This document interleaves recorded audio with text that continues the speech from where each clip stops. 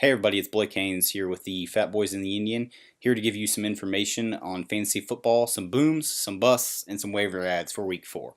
Let's start with the booms. Chris Carson's taken on Indianapolis. They've allowed, on average, a touchdown on the ground this season. Carson looks to be the clear-cut number 1 in Seattle. I mean, Rawls only played 1 snap, and Eddie Lacy's on the sideline. He's the man there. I mean, CJ Prosise is going to take some passing downs, but don't worry about it. I would look for 80 yards, and maybe I'm going with 2 touchdowns. For number 2, okay, I know everybody's going to say, you could say this every week about this guy. I'm going to go with Zeke Elliott. And the reason being is because he is playing an awful, just a poor rush defense, which is the Rams. I mean, they just can't stop anybody, it seems like, in the running game. And I think he's going to go for 130 and a touchdown. Robert Woods and Jared Goff look like they're on the same page. They looked crisp last week.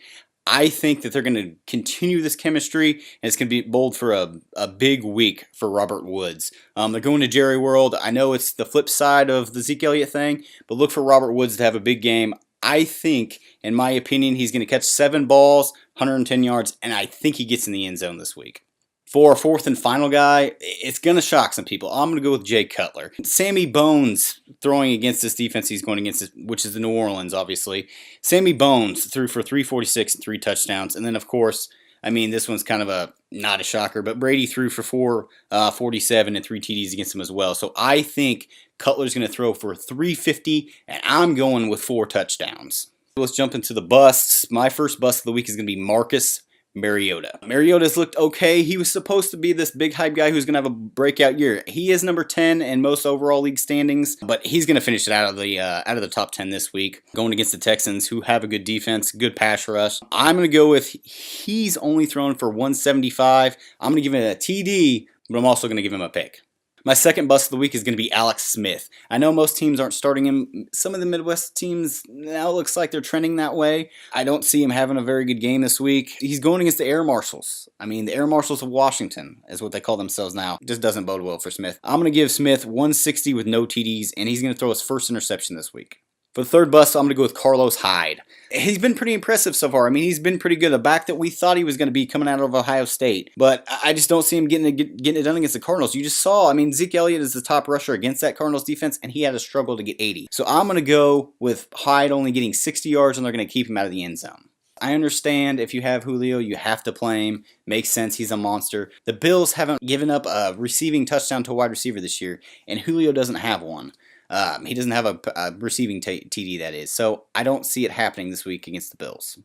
We're going to go ahead and jump in now to our waiver ads. My first one's Chris Carson. He's owned in under 50% of ESPN leagues. I've already told you I think he's going to have a big week this week. Pick him up. My second waiver ad this week is going to be Charles Clay, the tight end from Buffalo. He's owned in under 10% of leagues, and he's had a touchdown in week 1 and week 3 so far this season, and he's averaging 4 catches a game. So why not if you need a tight end, especially if he got bit by the Greg Olsen injury here a couple weeks ago.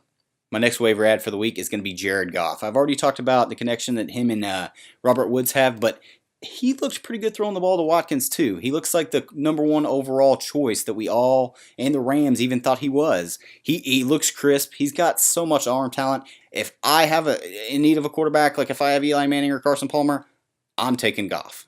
For my final waiver ad of the week, I'm going to go with Jamal Charles, especially if you're in a deep league, a 12-team league. He's getting 10 touches a game. I understand he's not lighting it up yardage-wise, but 10 touches is 10 touches, and that's better than those of you who drafted Thomas Rawls and Eddie Lacy. He did have a touchdown last week, and I think he's going to play a more important and effective role in the Denver passing offense. Well, that's all we have for fantasy this week. Tune back in for next week. We're going to keep running these every week, and I hope you enjoyed it. Signing out, Blake.